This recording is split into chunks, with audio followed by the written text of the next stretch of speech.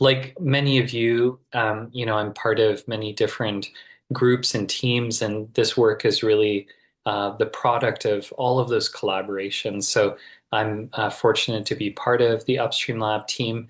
We're now a 10 years old organization, home to a number of different scientists, and really have a fantastic group that works on addressing the social determinants of health, artificial intelligence, and clinical trials. Um, and and what I'm going to try and do as I present is really weave in also stories and narratives that hopefully keep your attention, but also make this more interesting and more real. Um, One of the key reasons why we're talking about this topic of the social determinants of health and data is this harsh reality that Canada is a space of a lot of inequities, and actually that we have not made a lot of progress to reducing socioeconomic inequalities, and things like premature and avoidable mortality. And you'll note this is data up to 2016. It didn't even include the pandemic and the subsequent years where we're actually seeing stagnating or even declining life expectancy, particularly for folks who are in the lowest socioeconomic brackets.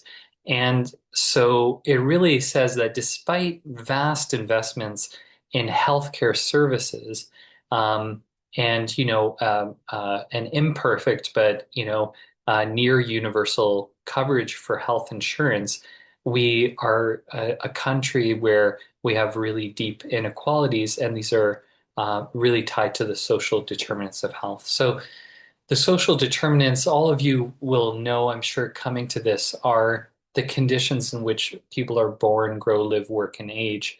And all of our health is shaped by these factors. Something that is often missing from the definition is that these are shaped by the distribution of money, power, and resources. And so, one of the things to consider as we're talking about this is any effort to address the social determinants, whether it's from a data-driven perspective or not, is it also, dealing with the distribution of money, power, and resources? Towards the end of my presentation, I'm going to talk about the importance of community data governance when it comes to this type of data, something which I know many of you have been thinking about as well. But this is the state of the social determinants. And I put this report up in part because when it was published in 2008 by the World Health Organization, it did lead to a lot of discussion around the world about what the health system can do to tackle the social determinants. This is just a few of the reports, many, from Canada, but also the US and the UK and beyond, that really said, okay, well, we recognize these social determinants are actually the thing that influences health and also is the main driver of inequities. So, what can we do about it? Unfortunately, we don't have a fantastic body of evidence as yet, although over the last decade or so, we have seen this grow over time. One of the very early things that the Upstream Lab produced was this framework for health organizations on how they can actually address the social determinants of health. And a really key part of it begins with data. So data plays this enormous role in helping us characterize social determinants, help us understand how they are associated with and sometimes on the kind of path of causation to inequities and also poor health that we see. But if you look at this framework, it goes from data, but it doesn't stop there. It says data is a key initial step, but then how do we use this data to change the care that we provide? How do we use it to identify hotspots in our patient practices? How do we use it to change our business, the way that we do healthcare? And then it can flow up to actually helping us evolve the system and actually build new relationships with other sectors and also be a foundation for policy advocacy as well. So this is this kind of key role of social data in setting the stage for this. I'm going to turn to kind of a story about, someone who is really someone who has inspired me. Camilla Orridge is a well-known leader in healthcare in the Ontario context. She has won many awards, and really, though, what has been so incredible is she began her career working in a hospital system in a lower level job and really rose up through the ranks to become an administrator and eventually the CEO of the Toronto Central Local Health Integration Network. And she's now a fellow at the Wellesley Institute. But I think about her because she was one of the people in the early days when we were beginning to talk about social data collection and its use in the Toronto area. This is around 2008, 2009. She was the person who said, this is about accountability. This data is so important to finally hold health organizations, hospitals, and clinics accountable to serving populations equally. And really, she pointed out that it's very hard to argue with data. So if the data is collected, it can be used to create that accountability as well. So the story kind of begins in the Toronto area with a number of hospitals, including St. Mike's where I work, CAMH, Mount Sinai, along with Toronto Public Health, beginning to come together and say, we all think this is important to collect social data, but instead of us all asking things differently, why don't we create a standard approach to this? And so through looking at the literature and discussions in a committee, it arrived at a set of questions, key domains, as well as what are the options as well. And this was really the initial, what we call the health equity questions. One of the key kind of things we found from this, and I was part of the pilot of this at the St. Mike's Family Health Team, is the good thing was that patients, if we explained to them why we're collecting this data, they were open to answering the questions. Very, very high response rates for almost all the areas. The one that caused the most number of people saying I prefer not to know, answer this or skip it is around income, which in our society is still a very sensitive topic. But it demonstrated that we can collect this information in health settings. It's not going to break the system or anything, and that we can also consider it as personal health information that becomes integrated with a record. Subsequently, we did a number of studies where we really interrogated these questions and asked patients, how did they interpret them? How does it fit with other data in their chart? And it led us to realize the questions were very good, but they needed to evolve too. And so it actually led us to improving on these questions with a large group of people from across Canada, and resulted in the Spark tool, which I'll talk about. Now, another kind of story to share is as we were doing this, we did interviews with hospital leaders about how they were using this data or not. And this is from one person we spoke to who was saying we were talking about what different hospitals are doing to address health equity. And someone at another institution said, yeah, we're addressing health equity. We're doing the health equity survey. And like that was it. So this is a cautionary tale that it is very, very very possible to just convince yourself that by collecting data, you're doing something about the topic. And of course, that's not the case. This just simply collecting the data does nothing about inequities, does nothing about tackling social determinants. And I'll return to this with another example of this. So we were fortunate to get funding from CIHR and also matching funding from many different sources. And working with colleagues in Saskatchewan, Manitoba, Ontario, Nova Scotia, and Newfoundland, we developed and improved on these questions and created the Spark tool. This is available from our website and from many sources, and it's a simple to use tool that walks through both demographics and social needs for people.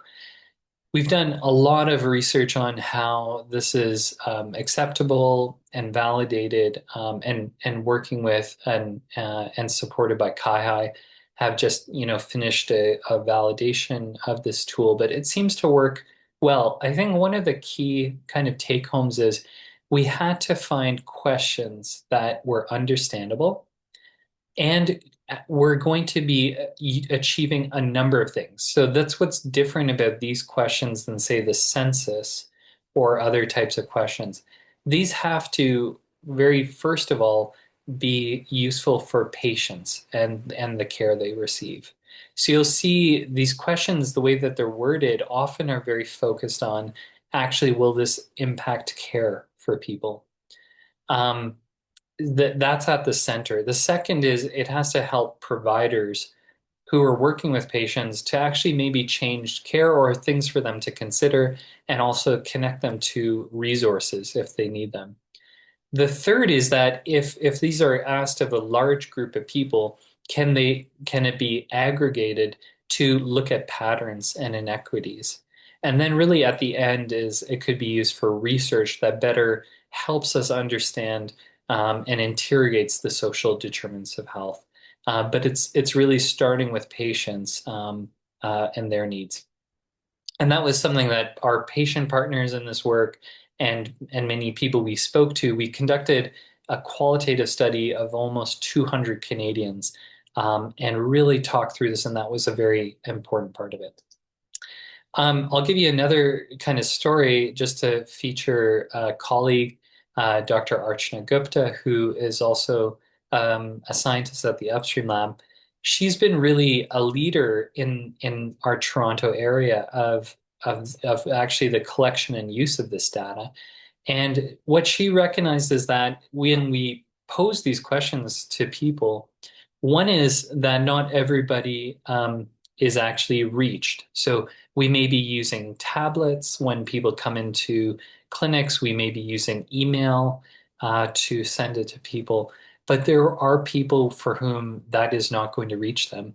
And she just recently finished a pilot study that essentially found having a navigator who helps talk through people and why this is being collected, it tremendously makes a difference in terms of the actual collection. It still will never reach absolutely everybody, but it's something that helps a lot and helps advance it as well. One of the other kind of things I wanted to share is that what this work has led to is a network called the Deep End Network, which is a network of primary care organizations which are serving the most vulnerable Canadians and who are really interested in tackling the social determinants and going upstream.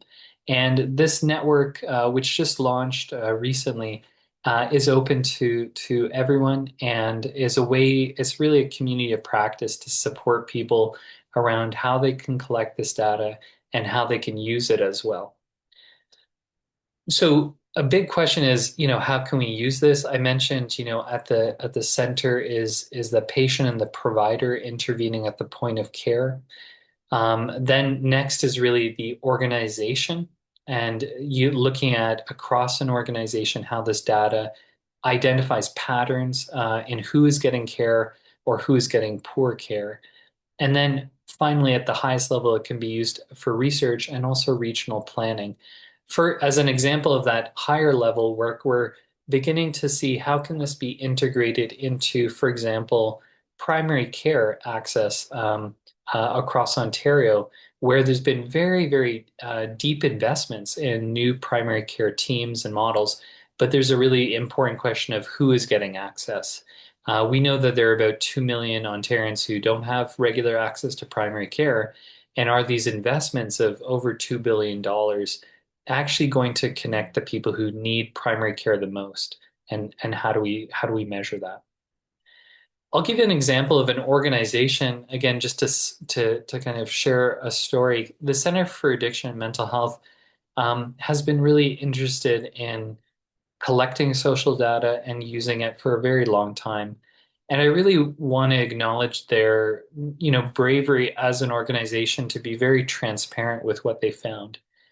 And so by collecting this data in different parts, including the emergency department, what they found was that actually that Black patients were restrained either physically or using chemical restraints at a much higher rate than white patients. Um, and so this is now incorporated, tackling this is actually incorporated into a strategy they launched a few years ago around how they can dismantle anti-Black racism. You can see how having the data, it makes it very hard to argue, with that something is actually there. And the power of this, and then leading to an organization saying, we're going to create a strategy to do this. And I really want to acknowledge colleague Kwame McKenzie, who's a leader at KMH for helping to advance this throughout the organization. And related to this topic of addressing systemic racism, this is a really key area where social data can play a role.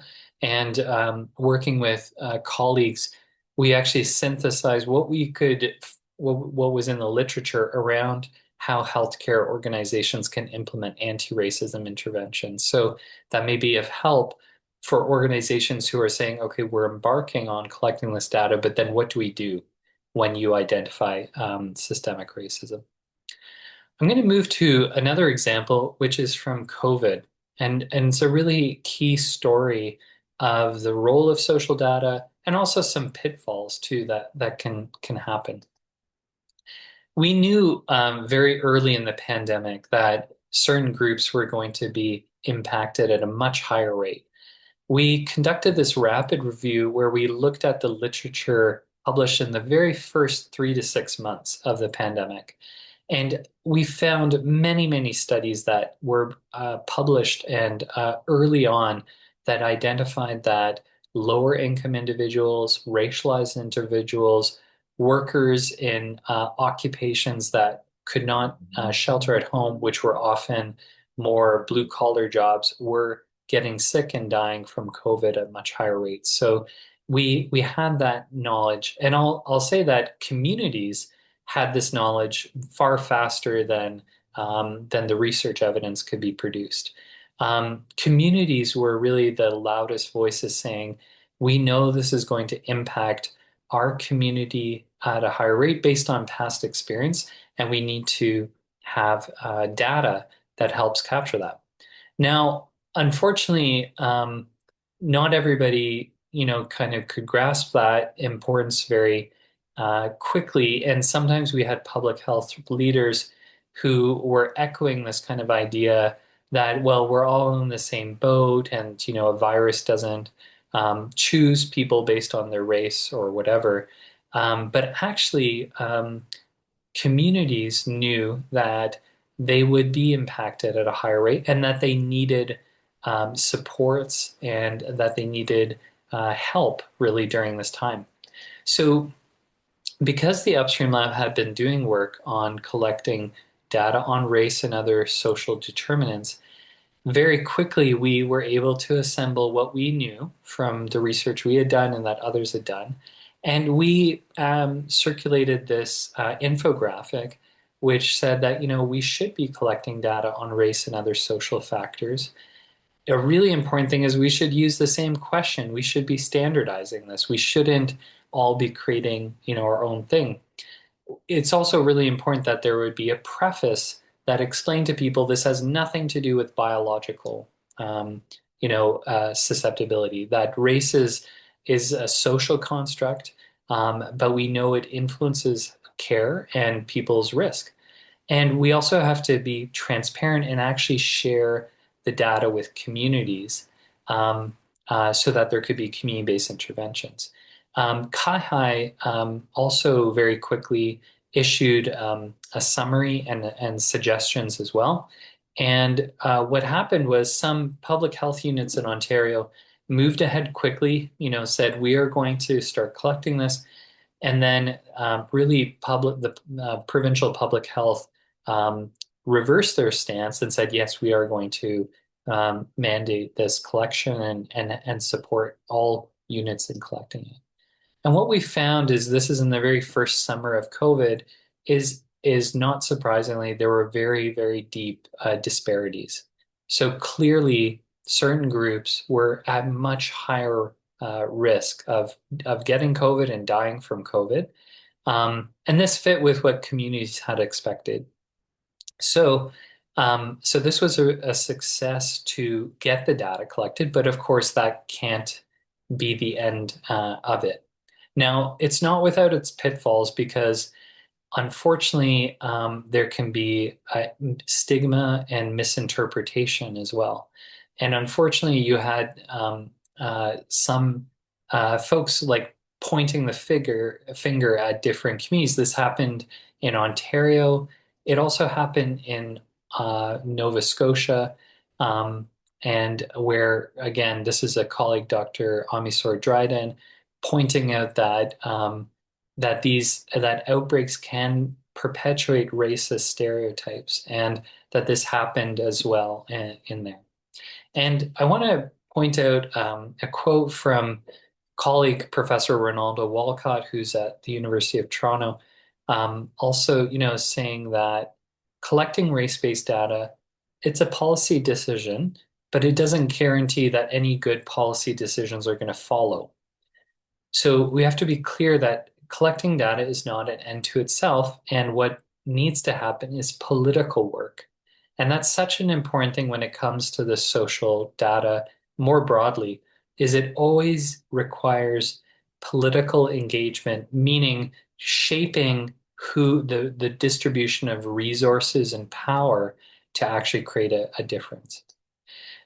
In a positive way, what this data and all of the community mobilization led to was there was funding for community engagement, community town halls. There's a Black Scientist Task Force that was assembled in Ontario, and it led to actual investments. And what I really credit this work, as well as many community health centers that did outreach to communities to engage them in getting the vaccine when it was available. And so what we saw is this is the picture in the first summer of COVID, and we actually saw a reduction in disparities by the next summer, which was quite tremendous. Like it didn't eliminate it completely, but we made really significant progress on the inequities. And there's very few examples in Canada where we could say that that's happened. So that's a lot about the story about collecting social data, and we ended up collaborating with public health units in Ontario with a small grant from Public Health Ontario to actually talk to public health units about the experience of collecting this type of social data. It was very challenging for public health nurses and others who were not used to collecting this type of data to be collecting it for each person who tested positive for COVID. So it really demonstrated the need for training and ongoing education of the whole workforce around why are we collecting this type of data? What's it for? What's the purpose? Just to shift gears, I'm going to talk about a few examples of are there more efficient ways to collect data? So, of course, I think many of you who are working in health services research recognize that collecting it from each individual at a health institution is very inefficient. And so I'll give you a few thoughts about maybe more efficient ways. The first is about collecting at health card renewal. And, this is an idea that a number of people have had for a while. My colleague who's on this paper, Irfan Dalla, I think has been talking about this for many, many years, that we have a system right now where we have health cards, where people have to get them renewed in most jurisdictions every few years. And it could be collected very efficiently at that point. Now, we titled this paper Considerations for Collecting Data because it's not without its own challenges and things that we would need to think through, including, of course, and I'll come back to this, Indigenous data governance and sovereignty, and ensuring that that is set up well ahead of any kind of data collection, as well as broader community engagement, which I'll talk about a framework around that. But this is one idea, is that maybe health card renewal is a really key area. Certain jurisdictions actually already do collect this, like some of the territories actually collect Indigenous identity at health card renewal already because of the nature of their populations. I know that Nova Scotia was exploring this too and actually consulted with communities about how to set this up as well. So there's been some tentative ideas, but that could be an area of collecting this data. The other area that we've been doing some work in is, could we use artificial intelligence to derive social data? Now, I hope that many of you right away, have some concerns about this approach too, because of course there are a lot of concerns about artificial intelligence. And hopefully these are some of the books that you have come across and read, that there's many, many examples of AI now, which is very biased, and the outputs it creates leads to negative impacts on people's work, is used to advance surveillance, and so on. So there's many, many things we should be worried about when it comes to artificial intelligence, particularly in health systems. Having said that, I think it's another tool in our toolkit. And I'll talk about, and I'll reiterate this, that a very important thing is to not imagine using AI to assign social factors to an individual person. That would be a very bad idea for a variety of reasons. That the computer said, oh, this is your income or your housing status or whatever. But rather, it could be used to help fill in the gaps and used at an aggregate level, where we don't have it for each individual. So we've started to ask people about this idea. So we incorporated into a large qualitative study the idea of actually talking to Canadians about their thoughts about this idea. What we found, was that there was an acceptance that AI could be useful, could facilitate much more efficient, accessible social health and data. Of course, there are concerns in the public about harms and also the distrust of AI. And there is an interesting concern that AI could lead to the loss of the human touch in healthcare. Again, if you were using it to assign, like almost to replace taking a social history, that would be a very bad idea. And of course, there's a lot of importance of consent and strong safeguards around patient data and maintaining trust. One of our postdoctoral fellows, who's now faculty at University of Calgary, Stephanie Garys, led some really great work of actually engaging patients and also speaking to providers to co-design how this could work, and what it would look like. And one of the key things was that the way that social histories are taken right now, the data is kind of scattered across the health record. So the one possible thing is this could help summarize, bring those pieces together, and again, be used at an aggregate or a whole organizational level to answer questions.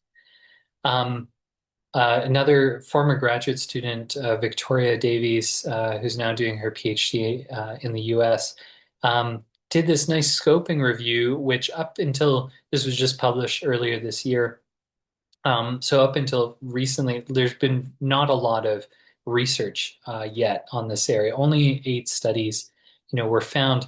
They use a mix of natural language processing and machine learning, and really are a mix of using AI to either identify or predict social needs, like I've been talking about, or interestingly, it can also help facilitate addressing social needs for patients by helping quickly identify resources that are there. And one kind of final point on this is Stephanie has led some work where we've been testing this to actually look at housing instability or low income status using regular expression searches, which means searching for certain words, and machine learning, had a fairly good positive predictive value, but overall does not perform that well. We have a CIHR funded project that's ongoing that is looking to use more advanced large language models, which we think will do much better over time. So I'm going to turn to kind of aiming to start to wrap up, so we have lots of time for questions. Is a really core area for all of this is, can we advance community data governance of social data? And to me, in Canada, this is really where the conversation is now. I think we have standard tools for collecting data. We have training for how to do this. We've learned a lot about implementing it well. And we have a lot of those pieces. And we even have the start of a community of practice with the Deep End Canada Network to share how this is being used. We also have these innovative approaches like AI, maybe to fill in the gaps where we don't have individual collected data. But what about engaging communities in governing this? And I know HDRN has given this a lot of thought and done some really great work around asking Canadians how this data should be used and how we can engage it. But I don't think any jurisdiction has yet solved this. Clearly, there's an absolute necessity for enforcing Indigenous data governance and sovereignty. And of course, the work of the First Nation Information Governance Center, which has run and trains people around OCAP, is one amazing example of this. There are a few examples in Canada. For example, Jennifer Walker, who is a colleague at ICS, has really over many years built a relationship with the Chiefs of Ontario. There's some fantastic work in Manitoba. Dr. Marcia Anderson, I know, has led some very important work between the Winnipeg Regional Health Authority and hospitals and Indigenous communities. So we start to see there's, these steps. Lots more resources are required to really make this operational. There's another framework for non-Indigenous communities that emerged during the pandemic. And importantly, this is not about Indigenous or at that level of sovereignty. This is more about the need to consult and engage communities who are non-Indigenous around this work. And so this came out of a group called the Black Health Equity Working Group. I had the privilege of being part of this work, and it's a very, I think, useful resource that walks you through the idea of engagement of communities, both of community members and recognized leaders, governance, how can communities, this body, help with decision making, access, which I think is such a crucial part, that communities actually have access and can help determine access as well, and then also protection of the data. Again, colleagues at the Wellesley Institute, led by Kwame McKenzie, have done some really good work about how to operationalize this. They've done some great work with the City of Toronto. And so we're starting to see this actually be put into place. Just to conclude, and kind of summarize, I wanted to note we have this kind of top 10 list of some of the key requirements when we think about collecting social data. There is a need, of course, for committed leaders and staff, that leaders and staff need to understand why this is being collected and why it's important. There's a need to enforce and support Indigenous data governance and sovereignty. There is the need to imagine and build new structures around community data governance. And I think this is where Canada is very much at the beginning of this. There's a need to be transparent with what's found. So it's not good enough to collect the data and produce reports that are only seen internally. And again, I want to commend institutes like CAMH, which have actually been public with what they found. There needs to be a commitment to take action, and as I've said several times, it's not just about the data collection. There needs to be a focus on continuous data quality because we've seen where that can drop over time. Like there may be an initial burst of activity and then it may kind of go down over time. Staff needs to be trained, and it's really important that they understand why this is being collected and for what purpose. There needs to be ongoing communication to patients through a variety of ways, as well as like a complaint process. So if sometimes through asking these questions, people realize maybe I have been treated unfairly or in a discriminatory way.